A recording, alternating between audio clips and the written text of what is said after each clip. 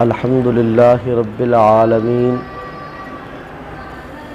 الصلاۃ والسلام علی رسولہ الکریم، اما بعد، اعوذ باللہ من الشیطان الرجیم، بسم اللہ الرحمن الرحیم، والذی جاء بالصدق وصدق بہ۔ سب سے پہلے کاشف بھائی آپ کی تشریف آوری کا شکریہ، اللہ پاک آپ کو جزائے خیر عطا فرمائے۔ آپ اپنی خصوصی مصروفیت سے ٹائم نکال کر ہمارے ہاں تشریف لائے ہیں، اللہ پاک آپ کی مشکلات کو آسانیوں میں تبدیل فرمائے۔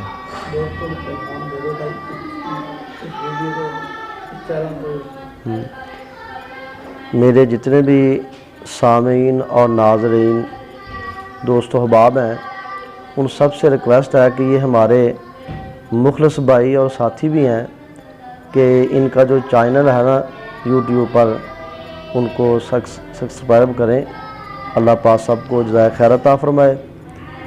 تو کاشف بھائی آپ نے سوال کیا ہے جناب صدیق اکبر رضی اللہ عنہ کے متعلق،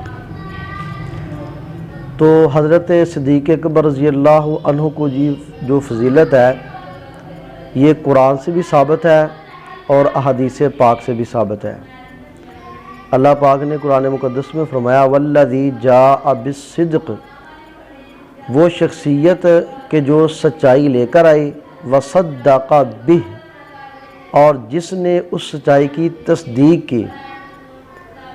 جو شخصیت آئی اس سے مراد محمد کریم صلی اللہ علیہ وسلم ہے، اور جس نے اس سچائی کی تصدیق کی اس سے مراد سیدنا و مولانا حضرت ابو بکر صدیق رضی اللہ تعالی عنہ ہیں۔ صحیح مسلم میں آتا ہے حضرت مولا علی علیہ السلام کے بیٹے تھے محمد ابن حنفیہ کے نام سے۔ تو ایک مرتبہ جناب محمد بن حنفیہ نے اپنے والد گرامی سے پوچھا کہ اے میرے پیارے ابا جان، نبی پاک صلی اللہ علیہ وسلم کے بعد اس امت میں سب سے زیادہ کس کی شان ہے؟ تو مولا علی کہنے لگے حضرت ابو بکر صدیق کی۔ دیکھیں کہ یہ بات مولا علی سے بھی ثابت ہے کہ پیارے علی فرما رہے ہیں رضی اللہ عنہ کہ اے میرے بیٹا، حضور کے بعد سب سے زیادہ اس امت میں فضیلت ابو بکر صدیق رضی اللہ تعالی عنہ کی ہے۔ تو بیٹے نے کہا کہ ابا جان، حضرت ابو بکر کے بعد کس کا مقام ہے؟ تو مولا علی علیہ السلام کہنے لگے ان کے بعد حضرت عمر رضی اللہ تعالی عنہ ہے۔ تو محمد ابن حنفیہ کہتے ہیں کہ میں نے کہا ابا جان تو پھر آپ دیکھیں ان کی عاجزی اور ان کی ساری۔ حضرت مولا علی علیہ السلام کہنے لگے کہ بھئی میں تو عام مسلمانوں میں سے ایک مسلمان ہوں، ٹھیک ہے۔ دیکھیں قرآن سے بھی یہ بات ثابت ہو گئی اور حدیث پاک سے بھی یہ بات ثابت ہو گئی، اور حدیث پاک حضرت علی رضی اللہ تعالیٰ عنہ کی ہے کہ نبی پاک صلی اللہ علیہ وسلم کے بعد سب سے زیادہ مقام، سب سے زیادہ فضیلت جو ہے وہ جناب صدیق اکبر رضی اللہ تعالیٰ عنہ کی ہے۔ اور جناب صدیق اکبر رضی اللہ عنہ کا اہل بیت کے ساتھ بہت زیادہ تعلق تھا، محبت بھی تھی۔ حدیث شریف میں آتا ہے کہ ایک مرتبہ جناب صدیق اکبر رضی اللہ تعالی عنہ نماز پڑھا کے باہر نکلے تو حضرت حسن ابن علی رضی اللہ عنہما وعلیہم الصلاۃ والسلام، تو حضرت حسن رضی اللہ عنہ کھیل رہے تھے، تو جناب ابو بکر صدیق رضی اللہ تعالیٰ عنہ نے جناب حسن ابن علی کو اپنے کندھوں پہ اٹھایا، ان کے ساتھ محبت کرنے لگے۔ تو حضرت علی رضی اللہ عنہ بھی ادھر ہی تھے، تو جناب ابو بکر کہنے لگے اے پیارے علی، یہ جو بیٹا حسن ہے نا، یہ شکل و صورت کے لحاظ سے آپ پہ نہیں بلکہ اپنے نانا محمد کریم صلی اللہ علیہ وسلم پہ گیا ہے۔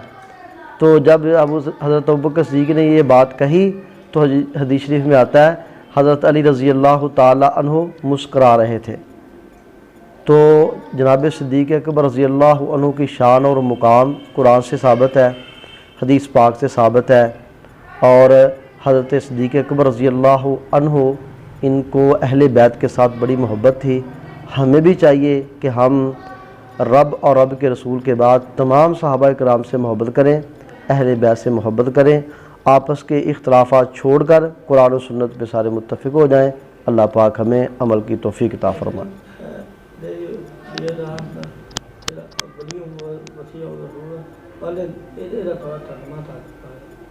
کیا ہے؟ ہاں جی آپ پوچھ رہے ہیں کہ یہ جو ہمارے اہل تشیع آئی ہیں یہ پڑھتے ہیں علی ولی اللہ خلیفۃ اللہ وصیت رسول اللہ خلیفۃ بلا فصل۔ بلا فصل کا معنی یہ ہے کہ نبی پاک صلی اللہ علیہ وسلم کے بعد حضرت علی رضی اللہ تعالیٰ عنہ خلیفہ تھے، اس کا معنی یہ ہے۔ لیکن یہ ہمارے بھائیوں کو غلطی لگی ہے یا کچھ لوگ ضد پہ ہوں گے، حالانکہ یہ بات نہیں ہے۔ خلیفۃ بلا فصل جو ہے یہ ابوبکر صدیق رضی اللہ تعالیٰ عنہ۔ دیکھیں آج اگر ہم جس کے پیچھے نمازیں پڑھتے ہیں، ہمارے جو امام صاحب ہوتے ہیں یا خطیب صاحب، اگر ان کو کوئی برا بلا کہے تو ہمیں برداشت نہیں ہوگا۔ تو یہ میں تمام لوگوں کو، جتنے بھی لوگ ہیں ان کا مسلمانوں میں سے کسی بھی مکتبہ فکر کے ساتھ تعلق ہے، میں ان کو یہ ایک بات کہنا چاہتا ہوں کہ ہم گناہ گار ہیں۔ ہم جس کے پیچھے نمازیں پڑھتے ہیں، ہمارے امام خطیب صاحب کو کوئی برا بلا کہے ہمیں غصہ لگے گا، اور جو حضرت علی کے امام اور خطیب کو برا بلا کہے تو اگر آج حضرت پیارے علی مولا علی زندہ ہوتے تو ان کو کتنا غصہ لگتا کہ جو لوگ جناب صدیق اکبر کو یا عمر فاروق رضی اللہ تعالیٰ عنہ کو یا حضرت عثمان کو یا کسی بھی عام یا خاص صحابی کو برا بلا کہے تو یہ بہت بری بات ہے۔ دیکھیں صحابہ کرام علیہم رضوان سے مسٹیک ہو سکتی ہے، کوتاہی ہو سکتی ہے، لیکن ان کے ایمان پہ شک نہیں ہم کر سکتے، ٹھیک ہے نا؟ جو ان کے ایمان پہ شک کرے گا ہمارا اس کے ایمان پہ شک ہے۔ ہاں ان سے غلطیاں ہوئی ہیں، غلطی ہو سکتی ہیں بشری تقاضے کے مطابق، تو اللہ کی ذات معاف کرنے والے، اللہ پاک ہم سب کو جزائے خیر عطا فرمائے۔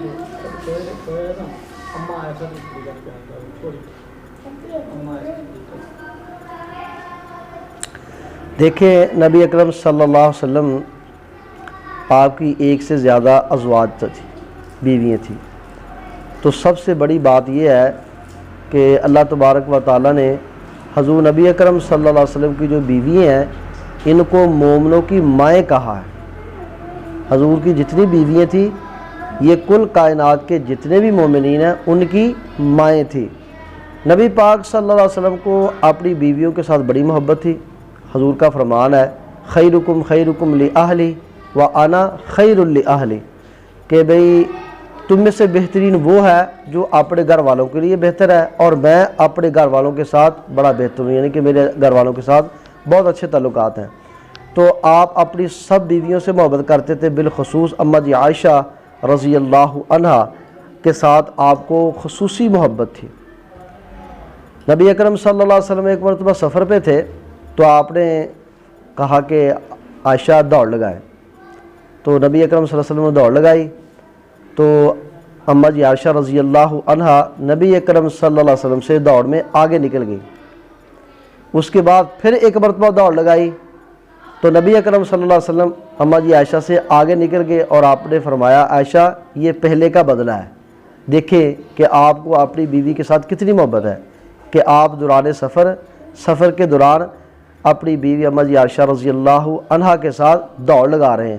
دیکھیں یہ محبت کی انتہا ہے کہ نبی اکرم صلی اللہ علیہ وسلم اماں جی عائشہ رضی اللہ عنہا کے ساتھ دوران سفر ہے اور سفر میں دوڑ لگا رہے ہیں، اور آپ فرمایا کرتے تھے کہ اے اللہ میں اپنی بیویوں کے درمیان ٹوٹل انصاف کرتا ہوں، لیکن دلوں کا کنٹرول جو ہے نا یہ آپ کے ہاتھ میں ہے۔ دل جو ہے نا یہ بی بی عائشہ رضی اللہ عنہا، آپ فرمایا کرتے تھے کہ یہ جو میرا دل ہے نا یہ عائشہ کی طرف زیادہ مائل ہوتا ہے۔ تو نبی پاک صلی اللہ علیہ وسلم کو بی بی عائشہ کے ساتھ خصوصی محبت تھی۔ ہمیں بھی چاہیے کہ ہم اپنی تمام جو مومنین کی مائیں ہیں، ازواج مطہرات ہیں، ان کے ساتھ محبت کریں، یہ ہمارے ایمان کا حصہ الحمدللہ۔ السلام علیکم ورحمۃ اللہ۔